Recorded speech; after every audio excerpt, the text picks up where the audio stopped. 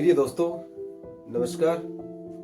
स्वागत है आपका अपने प्यारे से YouTube चैनल रहस्य, वो जो बदल दे आपकी जिंदगी। आशा है आप सभी ठीक होंगे। आज जिस विषय के संबंध में हम चर्चा कर रहे हैं, हमारा विषय है प्रारब्ध। जैसा प्रारब्ध वैसी बुद्धि। ऐसा क्यों है? ये जो प्रारब्ध शब्द है, इसकी व्याख्या के रूप में देखो, प्रारब्ध है हमारे पूर्व सिंचित कर्मों का फल होता है।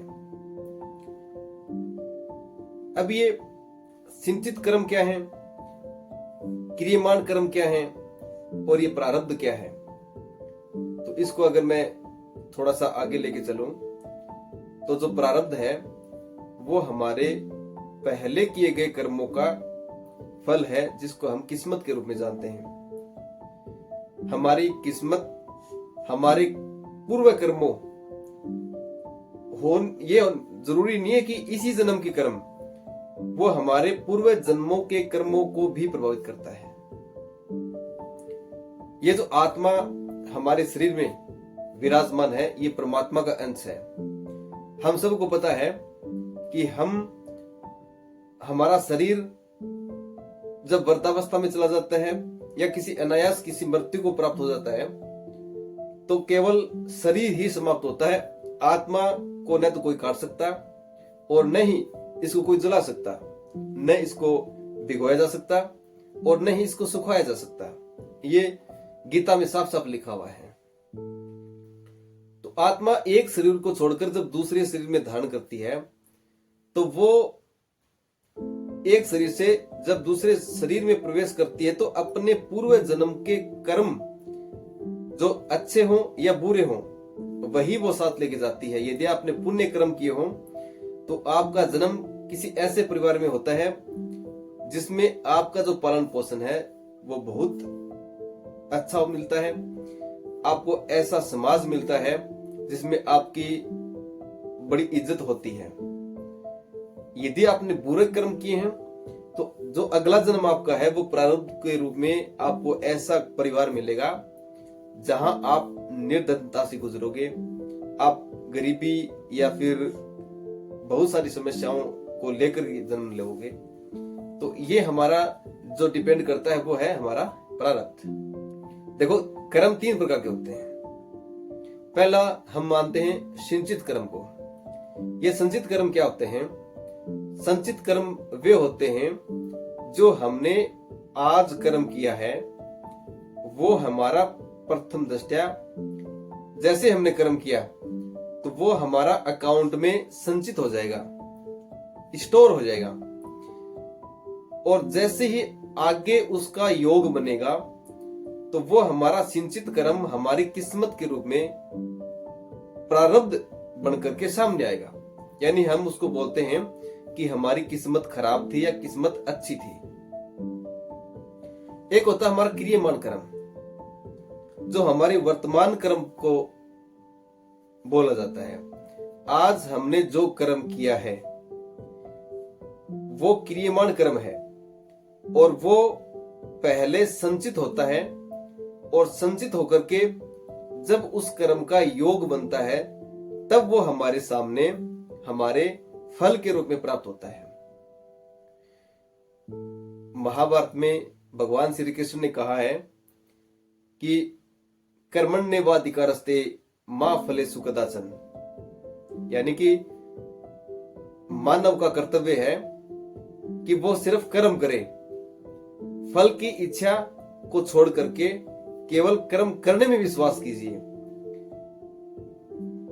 कहा इसीलिए गया है कि आपके कर्म का जो वैल्यू है, वेटेज है, वो आप तय नहीं करोगे, वो तय करेगा वो ऊपर जो हमारे एक सॉफ्टवेयर है, एक ईश्वरीय शक्ति बैठी है, वो हमारे कर्मों का आंकलन करता है। जैसे एक व्यक्ति ने पूरे दिन मजदूरी करी तो हम मजदूरी उसकी मानते हैं महज 500 या 1000 रुपये मान लेते हैं, लेकिन ये तो हमारे इस सांसारिक जीवन का उसका आंकलन रहा। एक अकाउंट जो हमारे ईश्वरीय शक्ति के रूप में है, उसमें उस कर्म की वैल्यू क्या रही है, वो जब सामने हमारे आता है तब हमें यह पता चलता है कि हमारे पूर्व जन्म कैसे रहे होंगे।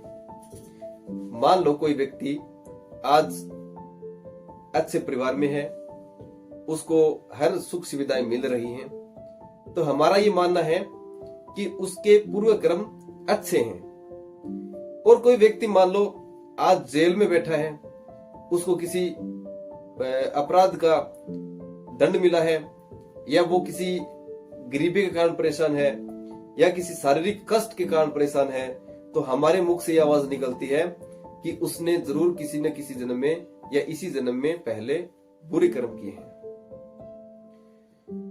तो सिंचित कर्म, क्रियमाण कर्म और प्रारब्ध, ये तीनों शब्दावलियां एक दूसरे से जुड़ी हुई हैं। कहा जाता है कि जैसा प्रारब्ध होता है वैसी ही इंसान की बुद्धि हो जाती है, अर्थात जैसा प्रारब्ध वैसी बुद्धि। ऐसा क्यों होता है?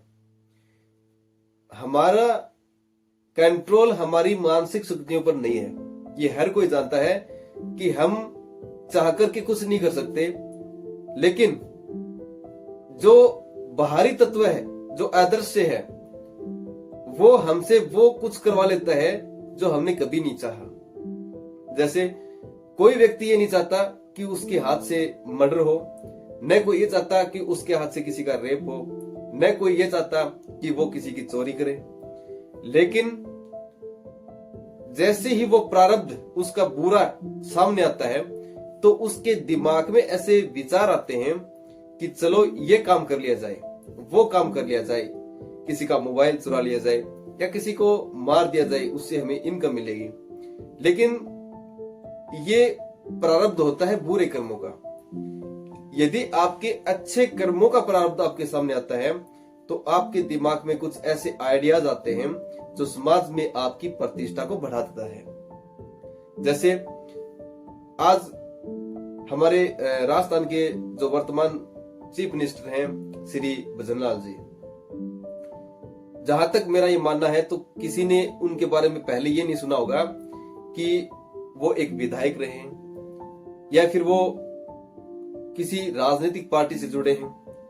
लेकिन जैसे ही इलेक्शन हुआ और इलेक्शन होने के बाद में जिन लीडर्स की उस पद पर जाने की चर्चाएं हमारे सामने चल रही थी, उनका कहीं नाम नहीं आया।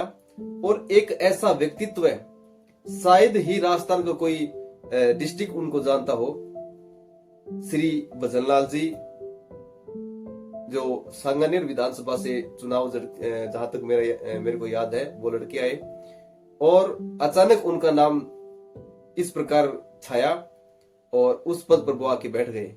ये हमारे पूर्व के कर्मों का प्रारब्ध रहता है। मेरा ये मानना है कि आपको ये जानकारी मिली होगी कि क्या प्रारब्ध क्या होता है, सिंचित कर्म, क्रियमाण कर्म क्या होते हैं, और क्या अपने पूर्व में किए गए कार्यों के प्रारब्ध को हम वर्तमान के कार्यों से बदल सकते हैं। क्या उनके प्रभाव को नष्ट किया जा सकता है जो हमने पूर्व में बुरे कर्म के रूप में किए हैं। तो जानने के लिए ये वीडियो सीरीज देखिए। मैं आगे के स्टेप में ये बताऊंगा कि हमारे पूर्व के कर्मों के प्रारब्ध को कैसे टाला जा सकता है। क्या आज हम नया कर्म करके भविष्य में हमारे कर्मों के फल को परिवर्तित कर सकते हैं। इस सीरीज से जुड़े रहिए, आपको एक ऐसी दिशा निर्देश इस चैनल के माध्यम से मिलेगा। यदि आपने इस चैनल को पसंद किया हो तो मुझे कमेंट में अवश्य बताएं। Thank you.